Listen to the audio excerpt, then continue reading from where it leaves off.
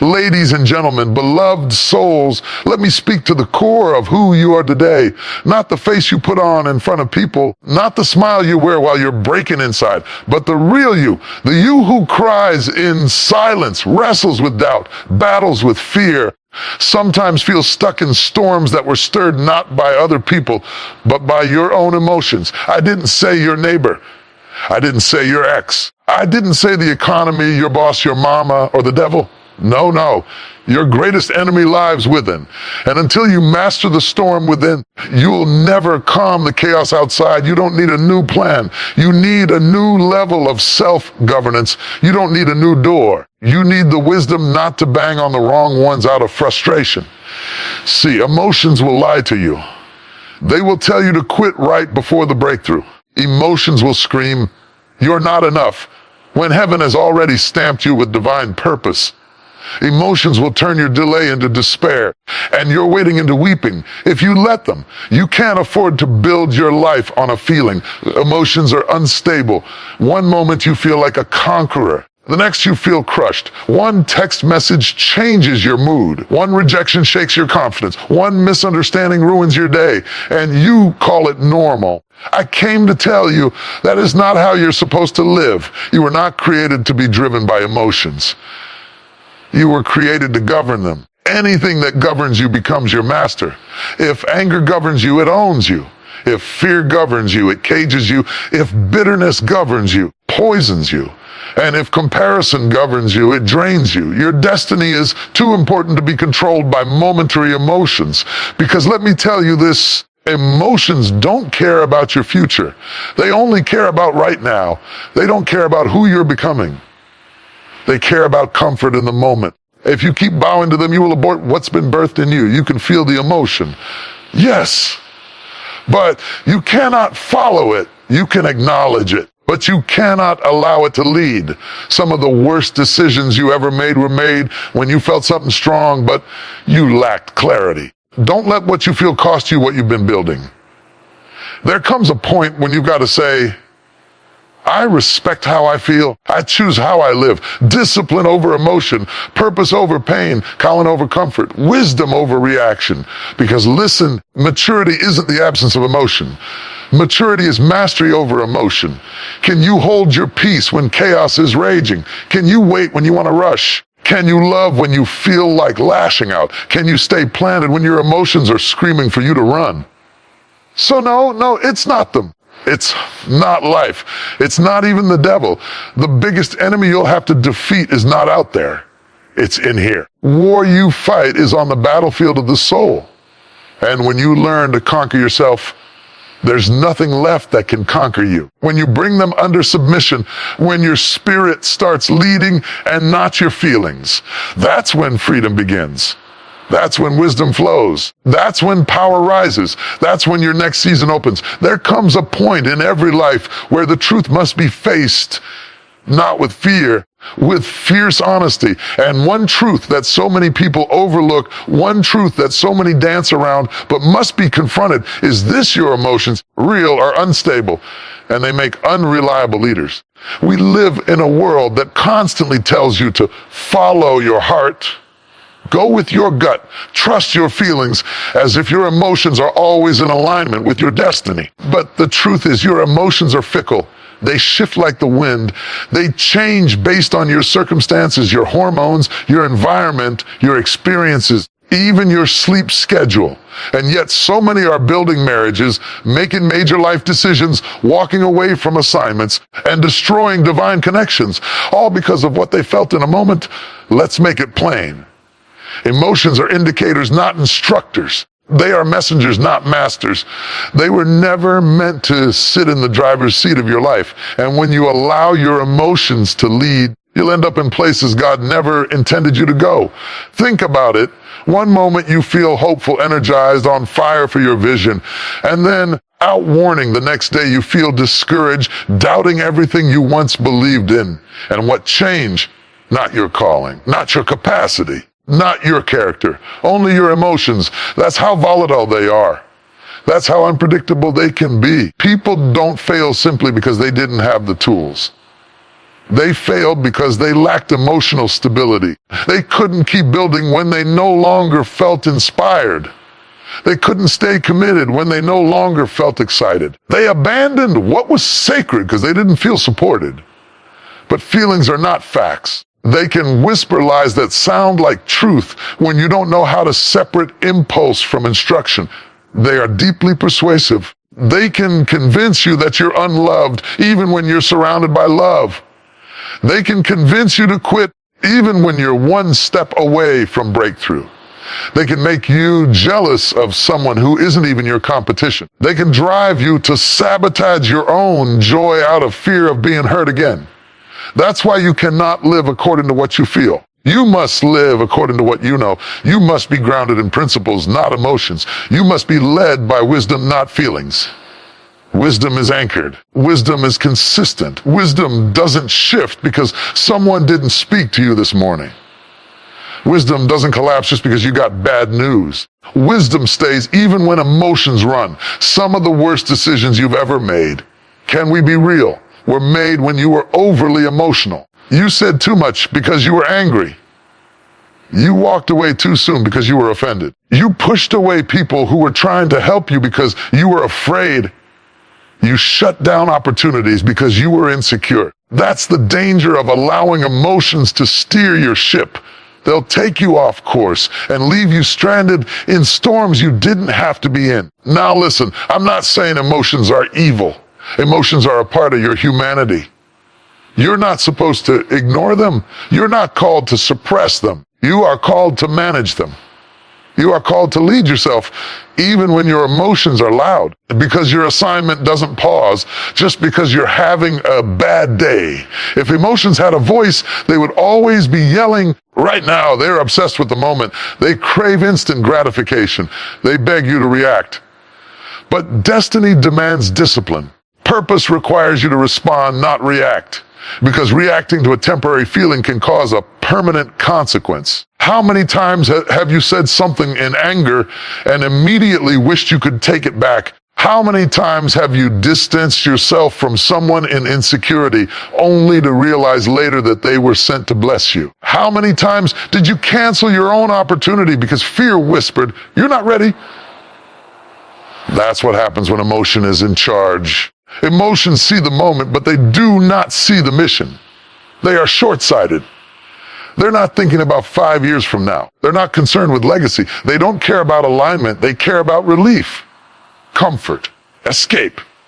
But you cannot build a legacy on comfort. You cannot fulfill a calling through escape. You will never see the full picture if you're always chasing what makes you feel good rather than what keeps you grounded. That's why emotional discipline is not optional. It's essential. You must develop the strength to sit with an emotion and not be controlled by it. You must become the kind of person who can say, "I feel fear, but I will still move forward. I feel anger, but I will not let it poison my mouth. I feel loneliness, but I will not compromise for company." So the next time emotion rises up and tries to hijack your spirit, pause. Breathe. Ask yourself, is this emotion telling the truth, or is it just loud? Because loud doesn't mean correct, and urgent doesn't mean wise. You were not born to be tossed by every wave of feeling. You were born to stand, to lead, to walk in clarity, not confusion. You must train your soul to submit to truth over feelings. You must choose what's right, not what's easy. You must value legacy over momentary satisfaction. It's easy to point the finger. It's easy to blame your past, your upbringing, your environment, your enemies, the haters, the ex, the economy, the culture. It's easy to say, if they didn't do this, I would be further. If life had been fair, I'd be better. If I hadn't been betrayed, I'd be thriving. It's not the people around you. It's the thoughts within you. It's not the weapons formed against you. It's the war you're waging within yourself. It's not what they did to you. It's how you've let it shape the way you see yourself. Yes, there are forces in this world that oppose you. Yes, life has thrown you blows that you didn't deserve. Yes, people have let you down, hurt you, walked away, misunderstood you, and misused you. But even after they left, even after the storm passed, even after the situation ended, you were still stuck. Why? Because the real enemy didn't walk away. The real enemy took up residence in your mind. The biggest strongholds are not physical prisons. They are mental ones. The bars of fear, the chains of insecurity, the echo of I'm not good enough, the shadow of past trauma, the whispers of shame, the voice that tells you, don't try, you'll fail again. Those are the battles that leave people stuck for years.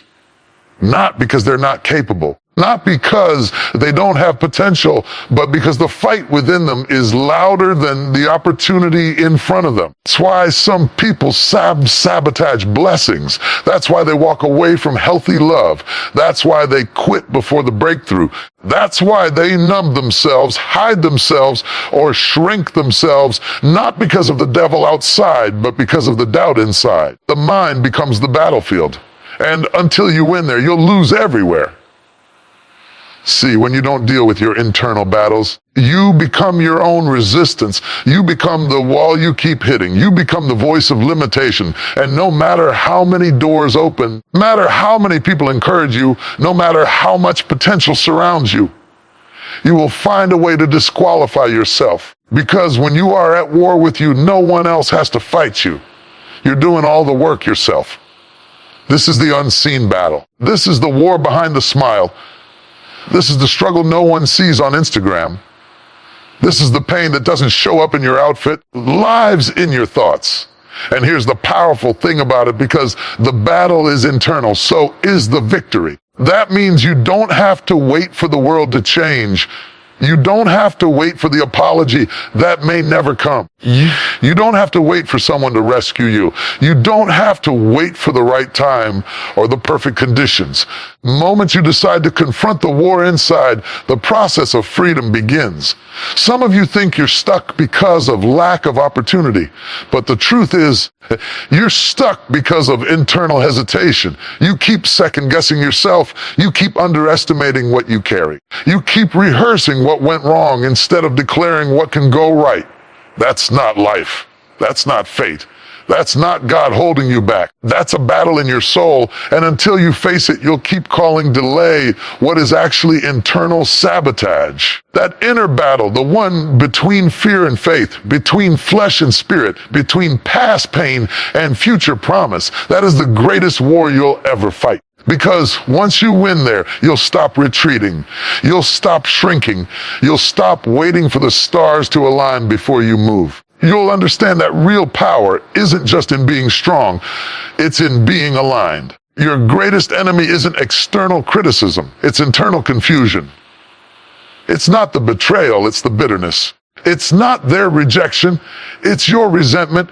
It's not the closed door, it's your unwillingness to try again. If the enemy can convince you that you are not enough, he doesn't have to do anything else, you'll do the rest. That's why healing is a responsibility. That's why mental clarity is a weapon. That's why you can't afford to ignore the unrest in your soul.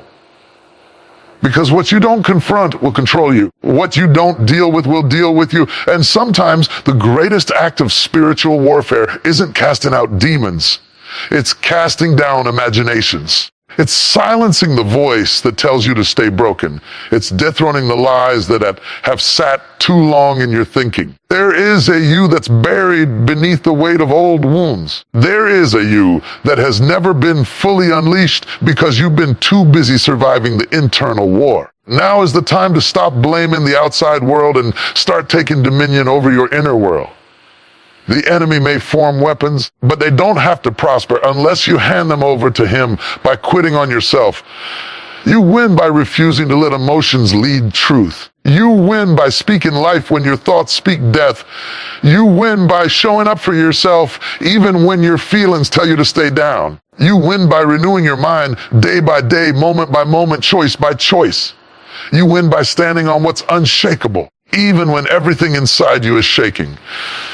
Because when peace becomes your position and faith becomes your focus, the storms within begin to still. Once the storm within you is still, nothing outside of you can truly shake you. So the next time you find yourself asking, what's holding me back? Don't look around, look within.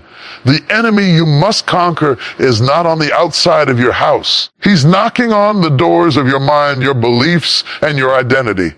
And when you rise up with clarity, authority, intention to fight back, not with weapons, but with truth, you will walk in the kind of freedom that no circumstance can steal. You will rise above drama. You will stop needing validation. You will stop being reactive. You will start being rooted. And that, my friend, is the beginning of real victory. Destiny is not cheap. It will not respond to wishful thinking. It will not unlock for the emotionally unstable, the easily offended, or the spiritually immature. Destiny is weighty. It has layers. It requires discernment, discipline, and a level of self-control that goes beyond surface-level faith. And if you're going to carry the mantle of your purpose, if you're going to walk in the full measure of who you were created to be, you must come to terms with this unshakable truth. You cannot walk in authority if your emotions keep dragging you out of alignment. You cannot lead others if you cannot first lead yourself. You cannot steward blessings if you crumble every time someone tells you. No, there's a level of purpose that will remain locked until you develop the emotional fortitude to handle what comes with your calling. Because, let's be honest, it's not the calling that breaks most people, it's the pressure that comes with it. It's not the opportunity that overwhelms them. It's their lack of internal structure. And so, even though the door was open, they couldn't walk through it. Even though the platform was prepared, they couldn't sustain it. Not because they lacked talent, but because they lacked emotional maturity. You will be put in situations where your name is slandered and your heart wants to retaliate. But your assignment demands silence. You will encounter delay. Your flesh will scream for shortcuts, but your purpose requires patience. You will face betrayal. Your emotions will beg for revenge, but your destiny will whisper, forgive, forgive, and keep building.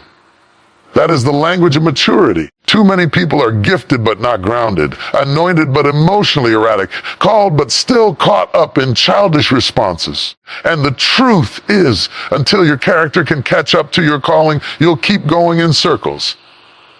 You'll start things you can't finish. You'll enter rooms your soul can't sustain. You'll draw crowds but lose peace, because what you don't develop in private will disqualify you in public. Your destiny isn't just about what you do. It's about how you carry yourself as you do it.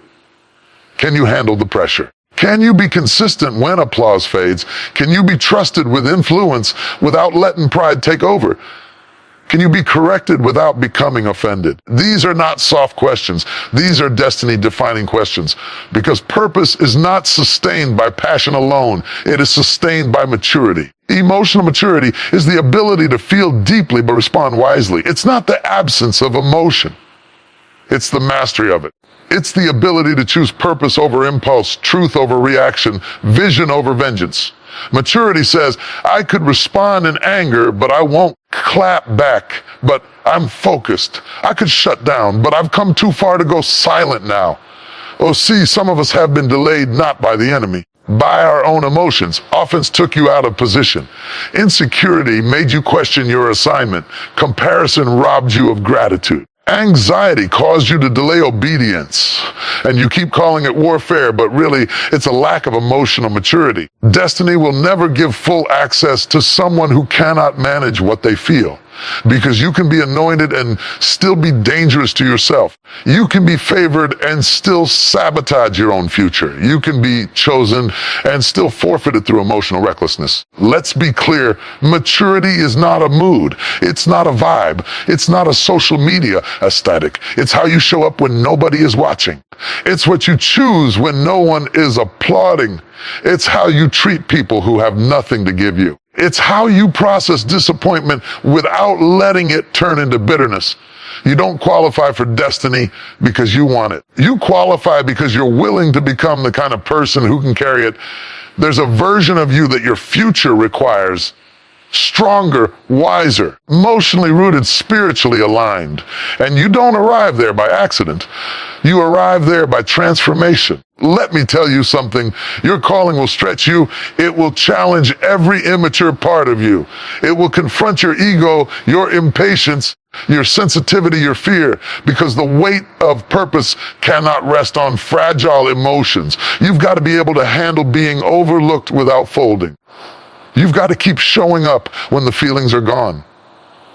You've got to lead yourself before you try leading others. There are blessings you're praying for that God hasn't withheld. He's just waiting for you to grow into the emotional stature required to receive them. Some doors are not locked, they're just delayed until you can be trusted on the other side of them. You start by taking ownership. You stop blaming everyone else for your emotional instability. You begin to trace your triggers, confront your wounds, and develop healthy ways of responding. You pause before you speak. You breathe before you react. You sit with your discomfort instead of running from it. You surround yourself with wise counsel instead of feeding off your feelings. You study your patterns. You ask hard questions. You hold yourself accountable. You heal, not just so you feel better, but so you can become better. And you stop letting your emotions make decisions your future has to pay for. This kind of growth takes time. It's not flashy. It won't always be noticed, but it will build the kind of foundation that purpose can rest on. Because when the pressure comes, and it won't break you. You'll be too grounded to fall apart. You'll be too rooted to be moved. You'll be too focused to be distracted. That's the power of emotional maturity. And care enough. You've got too much inside of you to be ruled by what's going on around you. There is destiny waiting on the other side of your development. You've got to want it enough to grow. You've got to stop settling for emotional habits that feel good but keep you stuck. You've got to be willing to stretch, to rise, to shed the old ways of reacting and embrace the discipline of transformation. There is a kind of freedom that money can't buy, a kind of peace that cannot be faked, a level of clarity that cuts through chaos like a sword. Kind of inner stability doesn't come from the outside in, it comes from the inside out. It is birth when you make the conscious, intentional, often uncomfortable decision to master your emotions.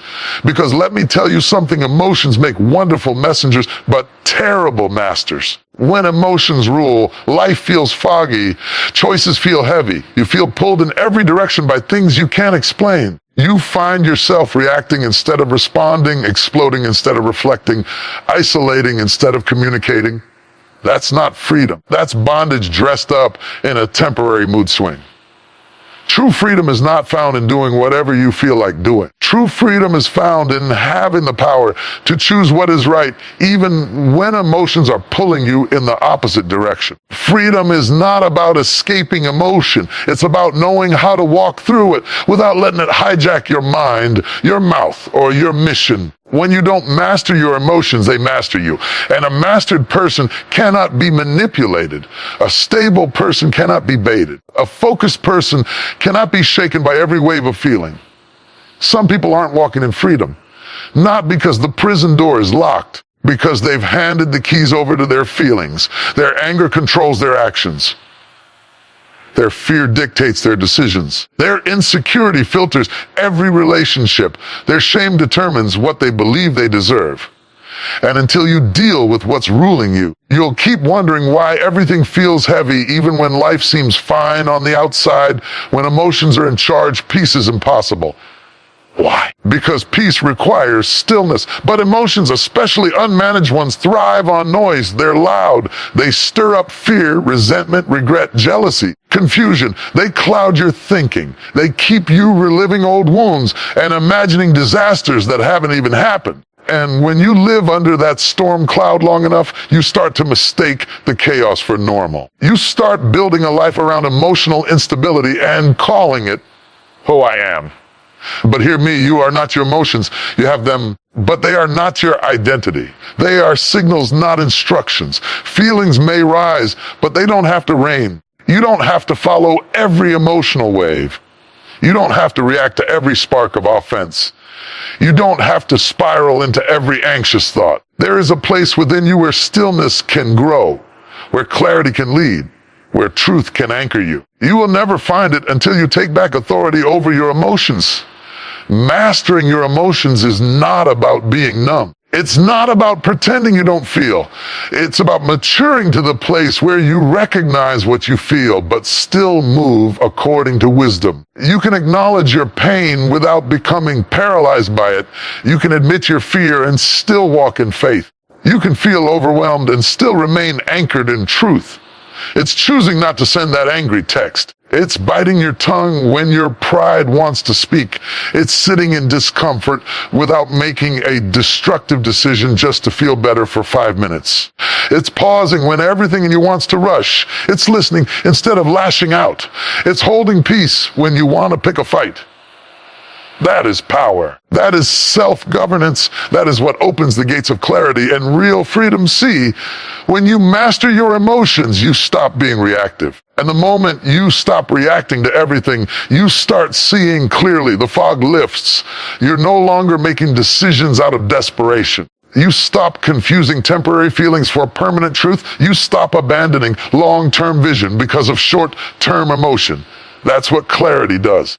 It repositions you. It restores you. It allows you to discern the difference between what feels urgent and what is truly important. Clarity cannot dwell in emotional chaos. When your emotions are unchecked, your discernment is off. You misread people. You jump to conclusions. You assume motives. You mislabel seasons. You call endings betrayals, and you call discipline rejection. You confuse conviction with shame. Why? Because emotions distort perception, and you cannot fight a battle you cannot see clearly. When you are emotionally mature, you don't chase peace, you create it. You don't wait for the storm to calm. You anchor yourself while it rages. You don't need everyone to like you, affirm you, or agree with you. You have clarity about who you are and who you're becoming. You are no longer pulled by every wave of feeling because your feet are planted in something deeper than emotion, truth, purpose, and vision. It starts with awareness. You can't conquer what you won't acknowledge. You've got to learn how to name what you feel without being shamed by it. You've got to sit with yourself long enough to recognize your patterns. When do you spiral? When do you shut down? When do you lash out? Where did those responses come from? What pain are they rooted in? Then you bring those emotions under alignment with truth. Ask yourself, is this feeling telling me the truth? Or is it just reacting to old pain? Is this emotion based on what is? What was? Does this emotion serve my future or sabotage it? And finally, you practice restraint with wisdom. Mastery doesn't mean you never feel again. It means you don't let feelings drive the car. You choose your actions, your words, your direction based on clarity, not chaos. So today, I challenge you, take your power back. Stop surrendering your peace to every passing feeling. Stop letting unhealed emotions write the story of your life. Rise up, grow up, breathe deep, think clearly, move intentionally. There will come a moment in every journey, in every calling, in every life, where a line is drawn in the sand. A decision must be made between the narrow road of purpose and the wide, easy lane of comfort. And it is at that crossroad where many lose their way, not because they weren't gifted, not because they weren't called, but because they were comfortable. Comfort is seductive. It is cozy, familiar, and convenient. Comfort offers you safety, ease, and routine. It whispers, stay here. This is enough. Don't risk it. Don't stretch. Don't reach. But purpose doesn't whisper. It calls. It stirs. It stretches. It makes demands on your life, pulls you out of the shallow end, and throws you into deeper waters. Purpose says, there is more in you, and you will never discover it if you keep playing it safe. You must choose, because you cannot have both. You cannot chase destiny and cling to comfort. You cannot grow and stay the same. You cannot walk in calling and still be controlled by convenience. Something has to give. Something has to break. Something has to be surrendered. Many are not stuck because of a lack of opportunity. They are stuck because of a loyalty to comfort. They are bound to routines that no longer serve them. They are attached to relationships that validate their stagnation. They are addicted to environments that don't challenge them to evolve. They are entertained by distractions that rob them of time and clarity. Comfort says, sleep a little longer. Purpose says, get up and work while it's still dark. Comfort says, don't take the risk. What if you fail? Purpose says, take the step. Even failure is a step forward. Comfort says, let it go. It's too hard. Purpose says, endure. There is glory in the grind. And the problem is, too many are sacrificing purpose for comfort. They're giving up long-term transformation for short-term ease. But you can't birth greatness in the womb of convenience. Every time you choose to stay where it's familiar, you delay what's forming inside you. Purpose demands movement. It requires stretching. It will take you out of what's predictable and lead you into what's possible. Don't you see? Destiny doesn't dwell in comfort zones. Growth doesn't happen in places where you're never challenged. Anointing doesn't flow through complacency. The doors you're praying for don't open in the land of comfort. They open in the land of courage, faith, obedience, and sacrifice. That's why so many feel stuck, not because they're not called, but because they refuse to be inconvenienced. They want elevation without endurance. They want fruit without discipline. They want legacy without leaving anything behind. You cannot take hold of what's ahead while clinging to what's behind. You cannot climb higher while refusing to let go of the ground you've known. It will cost you time, comfort, and people who don't understand your calling.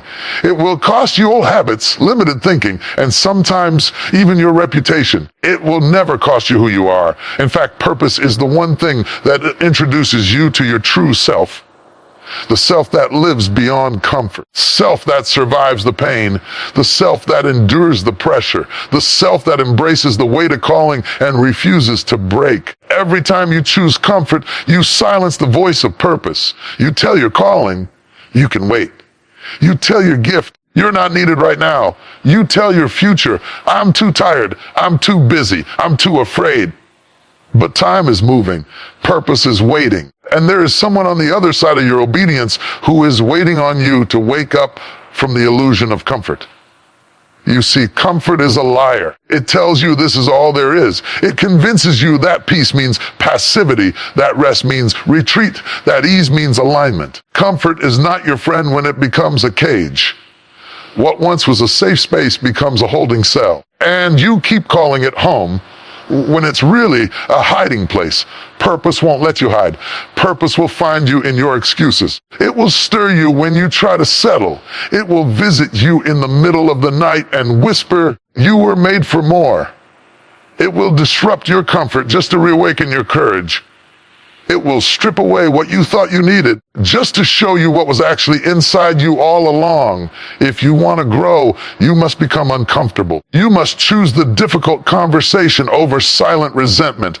You must choose the early morning discipline over late night distractions. You must choose the narrow path, the lonely season, the stretching place, because that is where your character is forged. That is where clarity is born. That is where strength is developed. God does not call you to comfort. He calls you to become.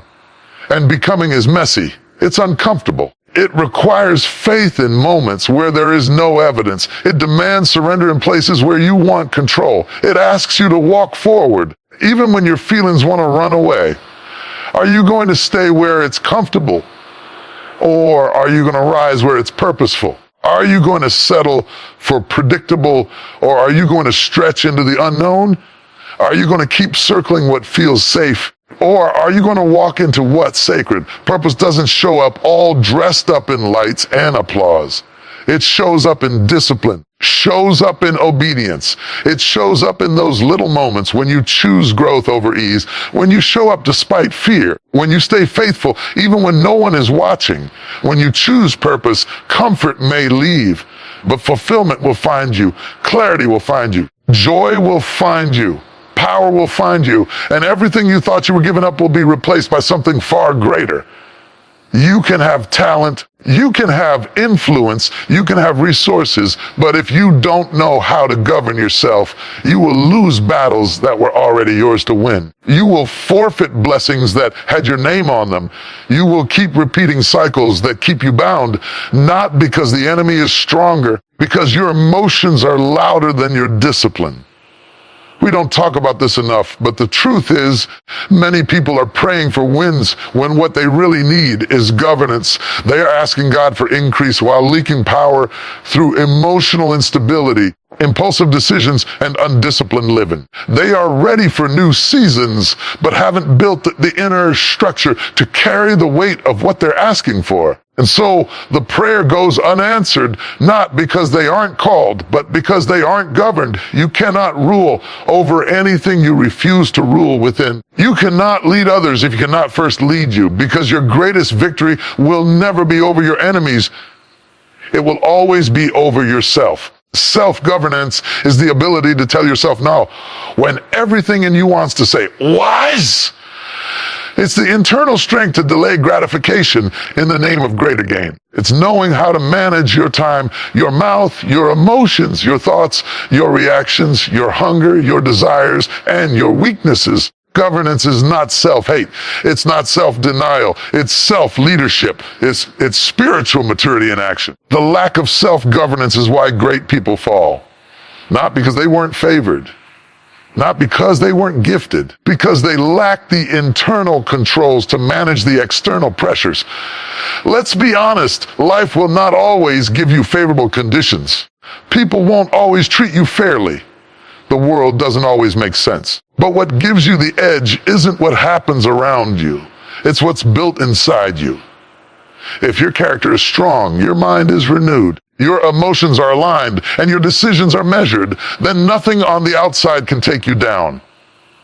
The people who rise in every generation, the leaders, the builders, the healers, the changers, the visionaries, they are not the ones who had the easiest path. They are the ones who had the strongest internal compass. They